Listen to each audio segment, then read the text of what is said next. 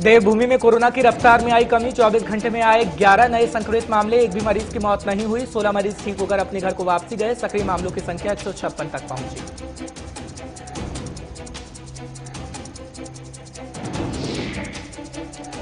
दिवाली पर 10 कुंतल फूलों से सजेगा केदारनाथ मंदिर। प्रधानमंत्री नरेंद्र मोदी के दौरे की तैयारियां हुई शुरू। केदारनाथ में दूसरे चरण के पुनर्निर्माण कार्यों का शिलान्यास करेंगे प्रधानमंत्री नरेंद्र मोदी।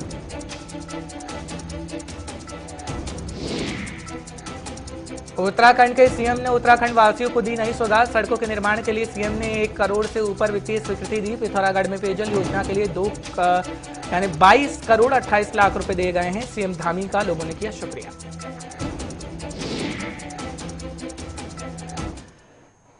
नमस्कार, मैं हूं आपके साथ हर्ष भारद्वाज। गुलिस्तान न्यूज देख रहे हैं आप। फटाफट से उत्तराखंड की खबरों से आपको अपडेट करते हैं। सबसे पहले बात कोरोना की करते हैं। कोरोना का जो कहर है वो कहीं ना कहीं कम हो रहा है।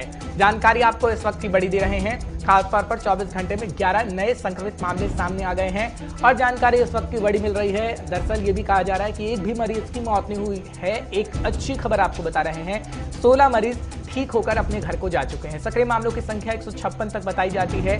बड़ी जानकारी इस वक्त उत्तराखंड से आपको दे रहे हैं क्योंकि मामलों में बेहद कमी आ रही है। कोरोना का जिक्र हम लगातार इसलिए करते हैं ताकि आपके जहन में रहे कि कोरोना हमारे बीच से गया नहीं है। हालांकि कोरोना को लेकर बातें जरूर कम हो गई हैं और कोरोना को लेकर हालात जरूर सामान्य होते हुए नजर आ रहे हैं, लेकिन कोरोना हमारे बीच से गया नहीं है।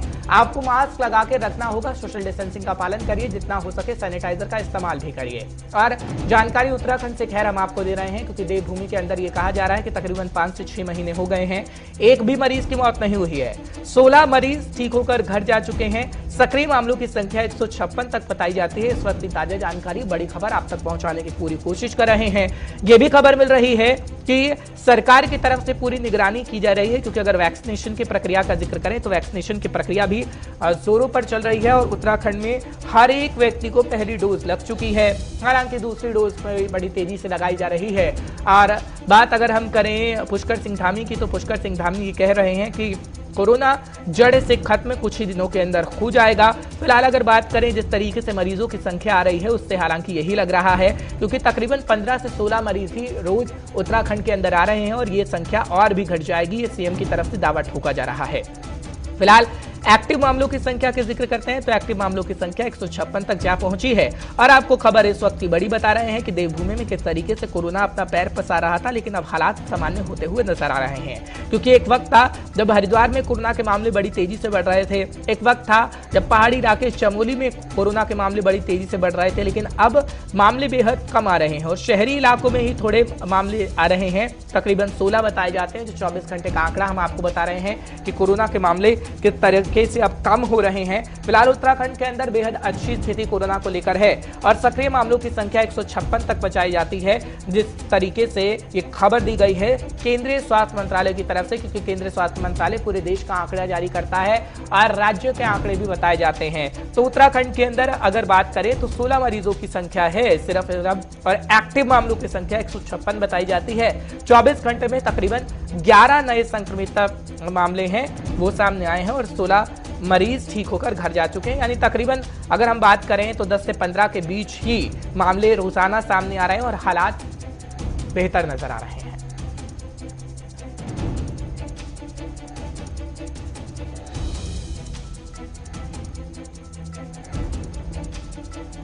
चलिए बढ़ते हैं आगे और एक और बड़ी जानकारी आपको देते हैं क्योंकि सीएम की मुलाकात लगातार हो रही है। देवस्थानम बोर्ड का मुद्दा तो आपको याद होगा। मनोहर कांत ध्यानी से सचिवालय में सीएम से मुलाकात की गई है। इस वक्त की ताजा जानकारी आपको दे रहे हैं। देवस्थानम बोर्ड के संबंध में सीएम और ध्यानी की मुलाकात हुई है कि वाकई देवस्थानम बोर्ड का जो मुद्दा देखने को मिल रहा था वो वाकई हल हो पाएगा क्योंकि अंतरिम रिपोर्ट इस पर सौंप दी गई है। उच्च स्तरीय समिति ने अंतरिम रिपोर्ट को सौंपा है।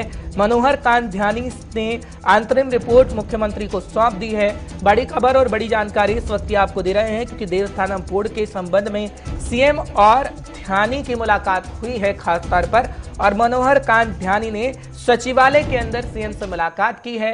ये तस्वीरें खास तौर पर आपको दिखा रहे हैं कि मुलाकात की गई है और मुलाकात के बाद उच्च स्तरीय समिति की तरफ से अंतरिम रिपोर्ट को सौंप दिया गया है और मुख्यमंत्री को जब रिपोर्ट सौंपी गई है तो आगे आने वाले समय में क्या स्थितियां रहेंगी वो खैर वक्त बता पाएगा। फिलहाल कुछ देर में हमारे संवाददाता जुड़ेंगे तो जानकारी आप तक पहुंचाने का काम करेंगे कि आखिर देवस्थानम बोर्ड को लेकर इस वक्त उत्तराखंड के अंदर क्या चल रहा है। धनराज गर्ग इस वक्त हमारे साथ जुड़ रहे हैं। धनराज, बहुत बहुत शुक्रिया हमारे साथ जुड़ने के लिए। धनराज, क्या स्थिति रहेगी? क्या देवस्थानम बोर्ड का जो मसला कई दिनों से चल रहा है वो पहले ही हल हो जाएगा? पहले हल होने का मतलब यह है कि 2022 से पहले अगर हल हो जाए तो बीजेपी के लिए बेहद अच्छा साबित होगा ये। जी बिल्कुल, हर जिस तरीके से देवस्थानम बोर्ड का मुद्दा एक बड़ा मुद्दा बनकर उत्तराखंड में उभर रहा है और तमाम विपक्ष भी देवस्थानम बोर्ड को लेकर लगातार सरकार पर निशाना साध रहे हैं, तो वहीं तीर्थ पुरोहित भी लगातार नाराजगी साफ तौर पर देखी जा रही है।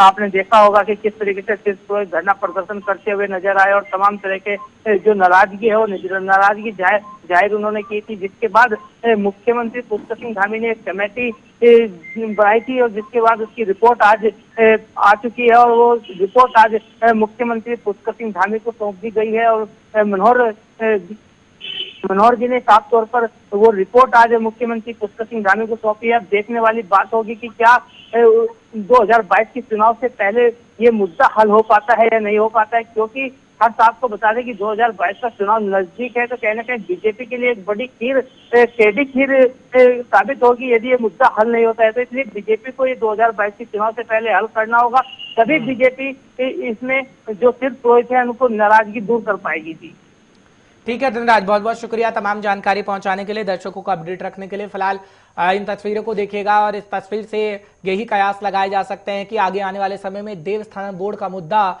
जो गरमाया हुआ था वो हल हो सकेगा। फिलहाल जानकारी एक और आपको देते हैं क्योंकि सीएम की तरफ से लगातार सौगात दी जा रही है और सीएम धामी ने उत्तराखंड वासियों को नई सौगात देने का काम किया है। खबर बड़ी है, सीएम की तरफ से लगातार सौगातें दी जा रही हैं। सड़कों के निर्माण के लिए 1,62,62,00,000 वित्तीय स्वीकृति दे दी गई है। हालांकि खासकर पिथौरागढ़ में पेयजल योजना फेज 2 के लिए 22,28,00,000 रुपए दिए गए हैं। ये खबर आपको बता रहे हैं, सीएम धामी ने कई योजनाओं को स्वीकृति दे दी है। सौगातें मिल रही हैं लगातार लोगों को और लोगों को सीधा सीधा इसका फायदा होगा, क्योंकि अगर हम बात करें तो गड्ढा मुक्त सड़कों की बात पहले से ही सीएम कह चुके हैं। हालांकि पेयजल योजना फेज 2 की अगर बात करते हैं तो उसके लिए भी 2 जो फेज चल रहा है इस वक्त, उसके लिए 22,28,00,000 रुपए दे दिए गए हैं और सीएम धामी ने कई परियोजनाओं को स्वीकृति दे दी है। फिलहाल इन तस्वीरों को आप देखिएगा क्योंकि लगातार बैठकों का दौर हो रहा है और उसमें कई सौगातें जनता को दी जा रही है। इस वक्त की बड़ी खबर, बड़ी जानकारी हम आप तक पहुंचाने की कोशिश कर रहे हैं। उच्च स्तरीय समिति ने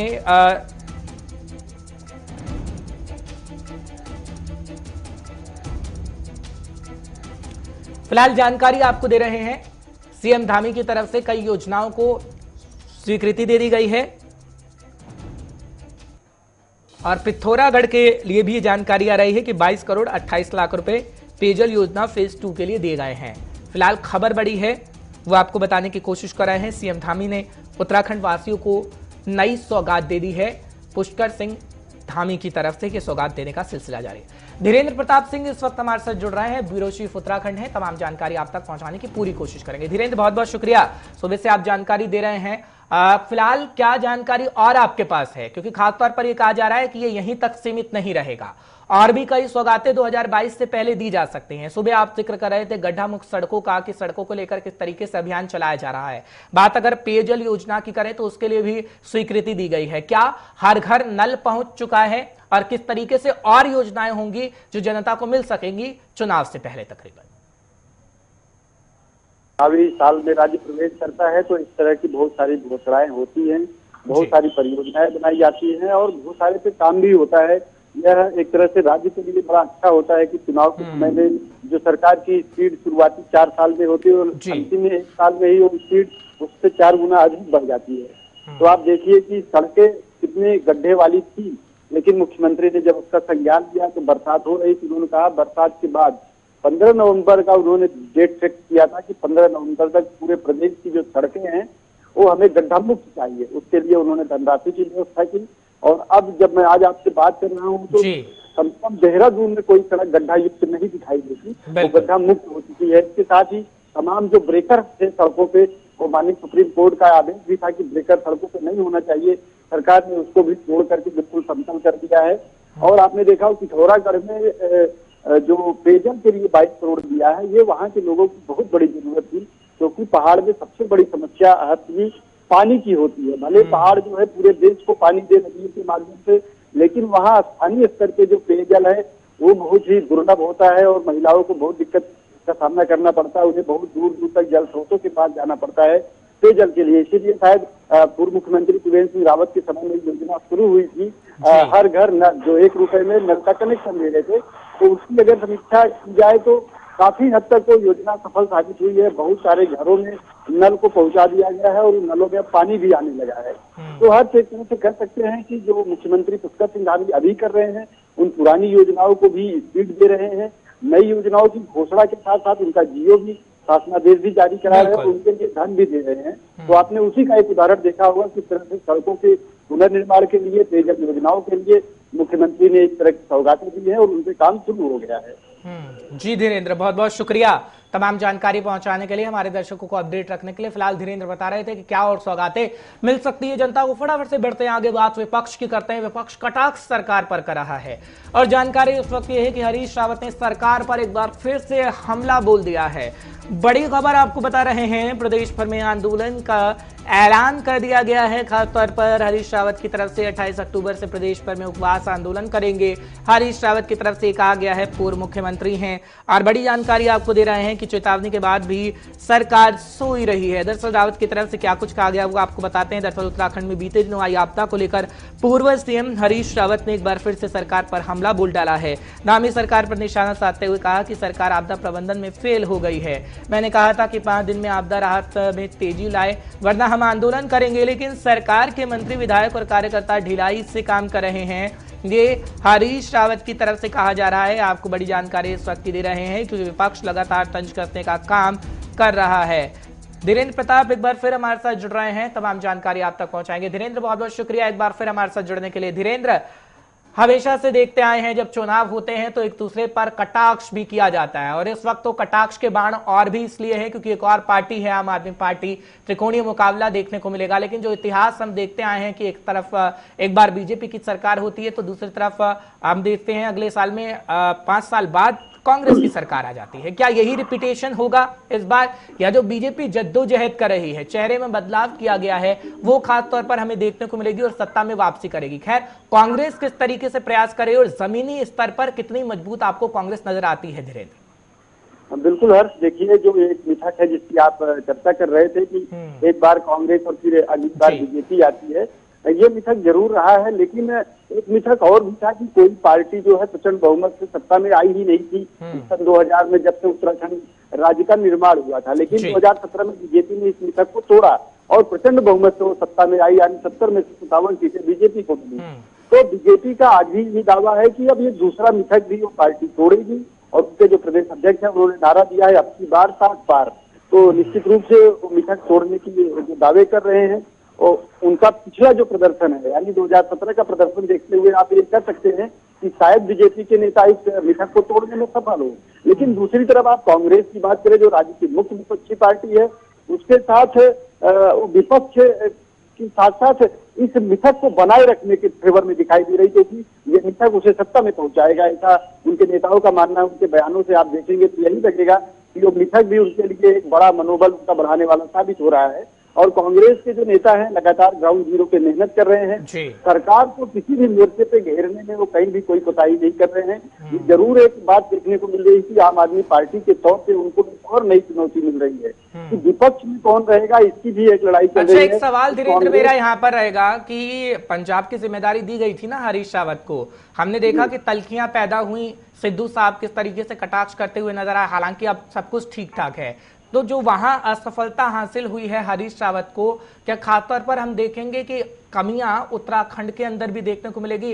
ये अलग बात है कि पूर्व मुख्यमंत्री वो रहे हैं, हर एक चीज से भली भांति आप जानते हैं क्या है उत्तराखंड के अंदर, पर क्या कमी देखने को मिल सकती है? क्योंकि हरीश रावत का तजुर्बा बड़ा है लेकिन हालात अब कहीं ना कहीं बदलते नजर आ रहे हैं। बिल्कुल हर्ष, देखिए हरीश रावत बेहद तजुर्बेकार नेता है, बहुत अनुभवी नेता है और लगभग 50 साल का उनका संसदीय जीवन है, राजनीतिक जीवन है।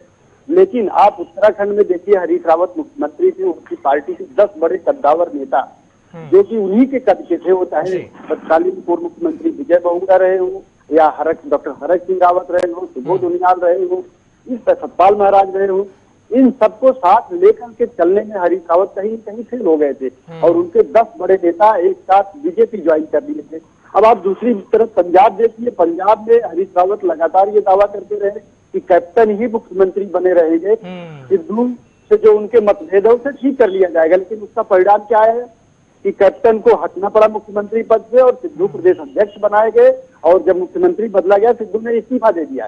तो निश्चित रूप से इसमें कहीं न कहीं हरीश रावत का एक प्रभारी के तौर पे असफलता भी साबित करती है। अब ये देखने कहीं ना वाली कहीं बात उसका होगी असर उत्तराखंड के अंदर भी देख सकते हैं हम। धीरेन्द्र, बहुत बहुत शुक्रिया तमाम जानकारी पहुंचाने के लिए, दर्शकों को अपडेट रखने के लिए। फिलहाल बढ़ते हैं आगे, एक और बड़ी जानकारी उत्तराखंड से आ रही है, वो फटाफट से आपको देते हैं। दरअसल ये कहा जा रहा है कि चुनावी हलचल जब तेज हो गई है तो आम आदमी पार्टी भी पीछे नहीं है, और उसको लेकर जिक्र करेंगे। लेकिन एक बड़ी जानकारी इस वक्त मिल रही है कि केदारनाथ मंदिर 10 कुंतल फूलों से सजेगा और प्रधानमंत्री मोदी के दौरे की तैयारियां शुरू हो गई हैं। खासतौर पर यह जानकारी मिल रही है केदारनाथ के दौरान दूसरे चरण के पुनर्निर्माण कार्यों का शिलान्यास करेंगे, ये भी जानकारी उस वक्त मिल रही है। साथ ही साथ आपको बता दें आदिगुरु शंकराचार्य के समाधि स्थल का लोकार्पण भी करेंगे प्रधानमंत्री नरेंद्र मोदी। इस वक्त की ताजा जानकारी आप तक पहुंचाने की कोशिश कर रहे हैं। खासतौर पर यह कहा जा रहा है कि केदारनाथ धाम 10 कुंतल फूलों से सज जाएगा।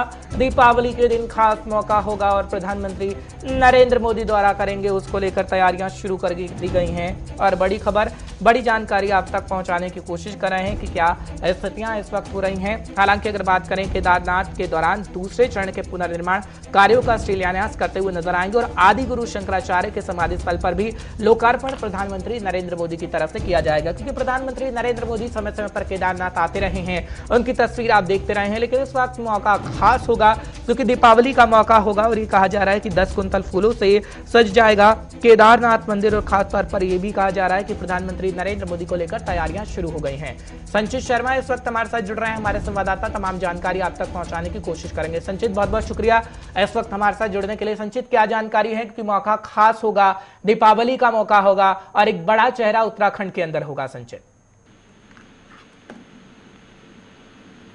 जी देखिए हर्ष, मैं बिल्कुल आपको बताना चाहूंगा कि दीपावली का मौका है और जिस तरीके से केदारनाथ प्रधानमंत्री का ड्रीम प्रोजेक्ट माना जाता है, तो उसी के रूप में आप देखिए कि लगातार जो तैयारियां हैं केदारनाथ में की जा रही है, क्योंकि चाहे वो केंद्र के मंत्री हों, चाहे वो उत्तराखंड के मुख्यमंत्री हों, चाहे वो तमाम राज्य के नेता हों, उनका एक रुझान उत्तराखंड की तरफ रहता है और 4 धाम को लेकर के केदारनाथ के ऊपर ज्यादा विशेष ध्यान रहता है। तो कहीं ना कहीं केदारनाथ को लेकर जो 2013 में आपदा आई थी, कांग्रेस की सरकार थी, तो वहां पर जो तमाम चीजें थी, जो तमाम इंफ्रास्ट्रक्चर था, तब तहस नहस हो गया था। तो उसको लेकर के जो पुनर्निर्माण का कार्य चल रहा था, उसकी मॉनिटरिंग लगातार स्वयं मुख्यमंत्री भी करते रहे हैं, चाहे पूर्व के मुख्यमंत्री हो, चाहे अभी के जो वर्तमान के मुख्यमंत्री हैं पुष्कर सिंह भी, वो भी करने गए थे कुछ दिन पहले।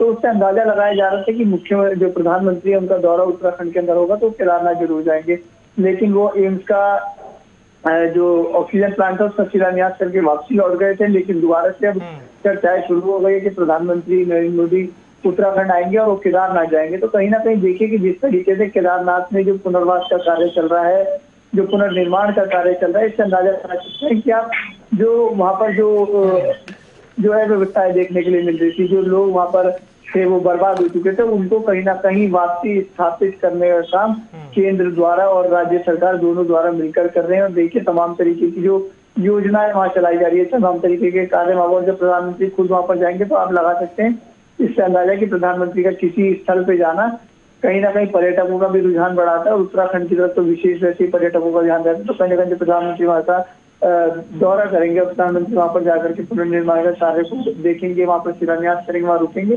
तो तमाम तरीके का जो उत्तराखंड में आने वाले पर्यटक है उनका भी रुझान बढ़ेगा और वहाँ पे लोगों को स्वरोजगार की तरफ भी उनको बढ़ावा मिलेगा। ठीक है संचित, बहुत बहुत शुक्रिया तमाम जानकारी पहुंचाने के लिए, दर्शकों को अपडेट रखने के लिए। फिलहाल आपको जानकारी इस वक्त की बड़ी दे रहे थे।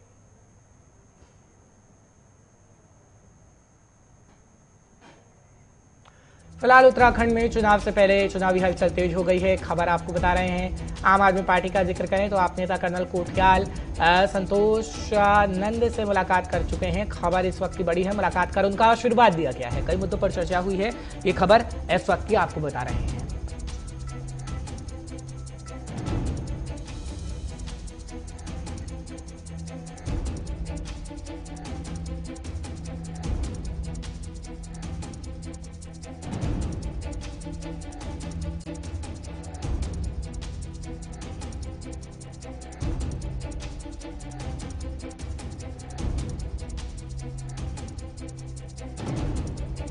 फिलहाल आम आदमी पार्टी से जुड़ी हुई आपको खबर बता रहे हैं और उत्तराखंड से एक खबर है और ये कहा जा रहा है आम आदमी पार्टी की तरफ से कि खास तौर पर उत्तराखंड की जनता जवाब देने का काम बीजेपी को करेगी और कर्नल कोठियाल जो कि सीएम का चेहरा है और आम आदमी पार्टी की तरफ से मैदान में कर्नल कोठियाल को उतारा गया है, उनको लेकर ये बातें कही जा रही हैं।